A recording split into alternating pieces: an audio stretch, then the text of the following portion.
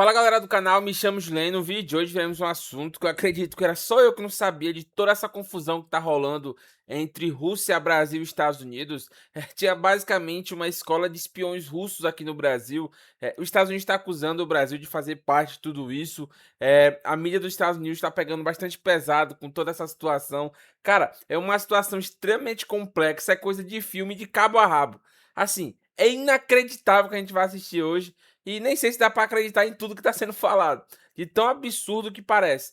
Mas o vídeo de hoje é esse, então deixe seu like, inscreva-se no nosso canal, comente bastante, por essa forma você ajuda no engajamento e valeu! Acompanhando alguns relatos novos do Brasil, onde autoridades estão levantando preocupações sobre uma suposta rede de espiões russos. Segundo o The Wall Street Journal, pelo menos 3 homens que viveram sob identidades falsas em algum momento no Brasil poderiam ter ligações com o Kremlin. Moscou negou que quaisquer agentes russos estejam operando no Brasil, mas as autoridades suspeitam que possa haver mais espiões russos não detectados tentando infiltrar-se nos Estados Unidos. Queremos dar as boas-vindas a Jamil Jaffer, fundador e diretor executivo do Instituto de Segurança Nacional. Obrigado, Jamil, como sempre, por estar aqui. Houve muitos relatos. Quero dizer, voltando a março, havia um espião brasileiro a serviço da Rússia que se passou por estudante em Washington, e o The Washington Post noticiou sobre isso. Em fevereiro, houve relatos de que os Estados Unidos estavam tentando extraditar um homem no Brasil conhecido por tráfico de drogas. Por que o Brasil está se tornando um refúgio de espionagem? Bem, sabe, Adrian, não é incomum os russos usarem terceiros países como um lugar para conduzir operações. O Brasil é uma nova parte dessa operação. Mas já vimos no passado os russos usarem diferentes países. O Canadá, por exemplo, tem sido um lugar comum onde eles conduzem esses programas ilegais. Um programa ilegal é essencialmente uma operação onde eles tentam estabelecer uma identidade para um indivíduo a longo prazo e depois o colocam em um terceiro país. E assim, o Brasil se tornou um lugar onde eles estão usando para identidade. Em parte, Adrian, porque uma vez que você tem uma certidão de nascimento no Brasil, fica muito mais fácil conseguir todas as outras formas de identificação, então fica fácil estabelecer uma identidade de longo prazo lá. Há uma década, sabe? Enquanto eu pesquisava isso, o governo brasileiro chegou a admitir que espionava e monitorava alvos no Ziloaneua, Rússia e Irã. É possível que o Brasil seja cúmplice em abrigar espiões ou ajudá-los? Sabe, Adrian, é possível, mas provavelmente improvável. E a razão é que certamente qualquer país realizaria operações se pudesse, e se fosse bem sucedido nisso. Mas cooperar com um país terceiro e dar acesso ao seu sistema e permitir essas operações pode ser perigoso. Então é improvável que o governo brasileiro seja cúmplice disso. Mas pode ser que eles saibam que tem um ambiente permissivo e não estão fazendo nada a respeito. Sim. Bom, a gente precisa fazer alguma coisa sobre isso. O Zequeua tem realmente procurado trocas de alto valor para trocar o ex-fuzileiro naval Paul Whelan, o repórter do Wall Street Journal Evan Gershkovich, não só no Brasil, mas pelo mundo. Então, será que estamos pensando que isso potencialmente poderia acontecer com espiões russos, supostamente no Brasil? Certamente é possível. Sabe quando os EUA prenderam aquele grupo de 10 agentes ilegais em 2011? O número de pessoas nos Estados Unidos que estávamos observando há mais de uma década, fizemos uma troca significativa de espiões com os russos. Recebemos de volta 4 espiões no total. Um casal deles eram ativos do Reino Unido e um casal que era americano. Um que era americano. E eventualmente, na verdade, um deles, o Sergei Skripal, foi o alvo daquele ataque russo.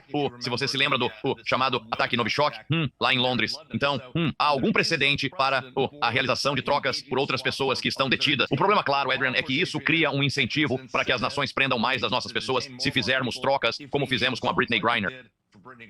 Sim, definitivamente estabelecendo um precedente aí. Será que os EUA também poderiam procurar maneiras de impor restrições à imigração aos brasileiros diante de tudo isso? Certamente é possível, mas, sabe, muitas vezes são ativos que aparecem em números pequenos, 1 ou 2, e se você mudar significativamente suas leis de imigração porque está preocupado com 1 ou 2 potenciais ativos russos, isso pode ser uma mudança significativa. Então, sabe, essa é uma opção possível. Eles certamente poderiam pressionar mais o Brasil para fortalecer seu sistema, a forma como desenvolvem as carteiras de motorista e coisas do tipo, e como identificam as pessoas e confirmam suas identidades, não apenas com base em uma certidão de nascimento. Qual é a nossa relação com o Brasil agora? Mudou nos últimos anos? Bom, sabe, o Brasil também teve algumas mudanças no seu governo e por isso nosso relacionamento com o Brasil mudou ao longo do tempo. Sabe, tem sido uma relação conturbada. O Brasil faz parte dos países BRICS. Brasil, Rússia, Índia, China, que estão se unindo e tentando criar moedas alternativas e coisas do tipo, ao sistema liderado pelos INUA. E isso tem sido um desafio para o nosso relacionamento. Mas a relação com o Brasil tem oscilado nos últimos anos. Pareciam brasileiros normais, abrindo negócios, fazendo amizades, engatando em relacionamentos românticos.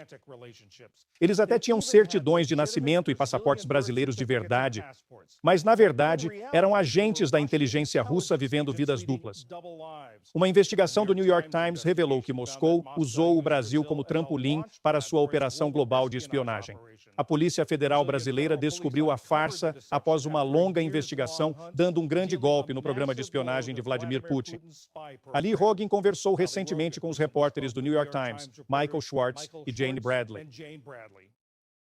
Muito obrigado por estar comigo. Jane, primeiro para você, o que tinha no Brasil que permitia que a Rússia baseasse e treinasse esses agentes infiltrados lá?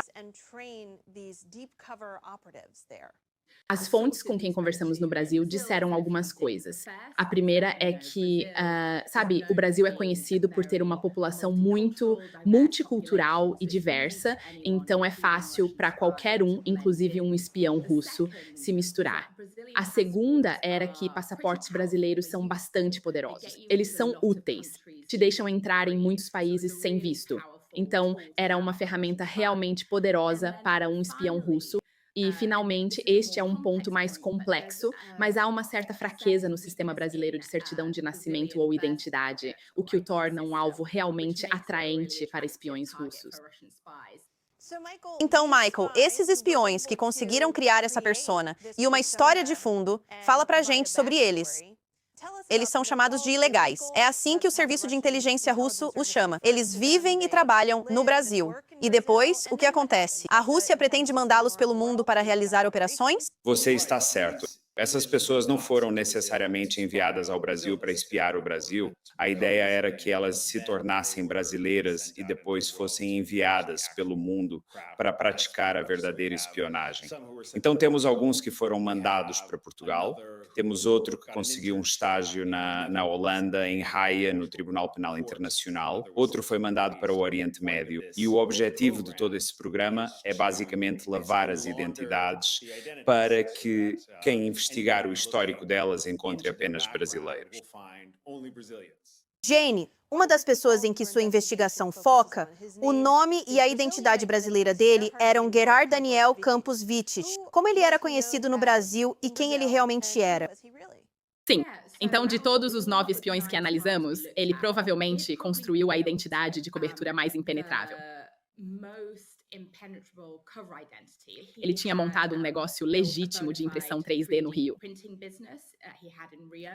Ele tinha uma namorada brasileira que não sabia nada sobre sua verdadeira identidade. Ele morava em um apartamento legal, numa parte legal do Rio. Eles tinham um gato juntos. Ele fez amizades. As pessoas que o conheciam o descreviam como alguém bastante tímido, bastante reservado e que tinha muito medo ou não gostava de ser fotografado. Isso era uma das coisas que eles achavam estranhas apenas em retrospecto. Mas, tirando a imagem desse workaholic que realmente parecia se importar com o negócio, eles não sabiam muito sobre Daniel. E isso é porque, Daniel não era o nome verdadeiro dele. O nome verdadeiro dele, descobrimos, é Artyom Shmirov. E ele, secretamente, tinha uma esposa russa que também era oficial de inteligência destacada na Grécia. O que foi realmente interessante, como parte da nossa investigação e que desvendamos, foi um conjunto de mensagens de texto entre Artyom e sua esposa russa. Nessas mensagens, ele basicamente reclama da sua situação e diz que não está onde gostaria de estar nesta fase da vida. Ele realmente não estava conseguindo os resultados que queria no trabalho. E a esposa dele diz, olha, é o que você faz disso. Se você queria uma vida familiar comum, fez a escolha errada. E meio que diz para ele tomar jeito. Embora ela reconheça que, veja, a vida que eles levam como esses espiões infiltrados não é, nas palavras dela, o que prometeram quando eles assinaram. Ela disse que, no fundo, enganam as pessoas para entrar nisso. Inacreditável. Michael, como o anel de espiões se desarticulou? Bem, tudo começou na primavera de 2022 com uma dica da CIA para a Polícia Federal Brasileira. E o que essa dica trazia era um aviso de que um indivíduo com passaporte brasileiro estava voando para São Paulo vindo da Holanda. O nome no passaporte era Victor Mueller Ferreira. O nome real desse indivíduo era Sergei Cherkasov. e ele era um oficial do Serviço de Inteligência Militar da Rússia. E uma vez que o prenderam e o levaram para a sede para interrogatório, ele estava muito confiante porque tinha uma história de fachada bem sólida. O passaporte dele era autêntico, ele tinha carteira de motorista, ele tinha um certificado declarando que ele havia completado o seu serviço militar obrigatório, ele tinha um cartão de registro de eleitor e tinha essa certidão de nascimento, que virou realmente a peça-chave da investigação. Assim que a polícia começou a investigar a certidão de nascimento dele, encontrou familiares da mulher que ele havia nomeado como mãe. E quando entrevistaram a família dessa mulher, descobriram que ela nunca teve um filho, e essa foi a primeira pista no caso. E então começaram essa tarefa colossal de vasculhar milhões de documentos de identidade, procurando um padrão semelhante. Alguém que havia chegado ao Brasil tarde na vida adulta, solicitando uma certidão de nascimento e que imediatamente começou a coletar todos esses outros documentos. Essa busca, ao longo de 3 anos, revelou 9 nomes, e todos eles foram desmascarados pelas autoridades brasileiras num golpe colossal para o programa de espionagem de Vladimir Putin. Muito interessante. Michael Schwartz e Jane Bradley do New York Times, muito obrigado. Rapaz, que situação, né? Eu não fazia ideia dessa história, ela tá se desenrolando há mais de um ano. Toda semana saem informações novas sobre todo esse assunto.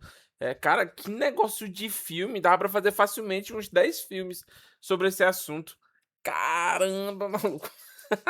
Que negócio doido. Mas o vídeo de hoje foi esse. Eu vou procurar mais sobre esse assunto. Então deixe seu like, inscreva-se no nosso canal. Comente bastante, dessa forma você ajuda no engajamento e valeu!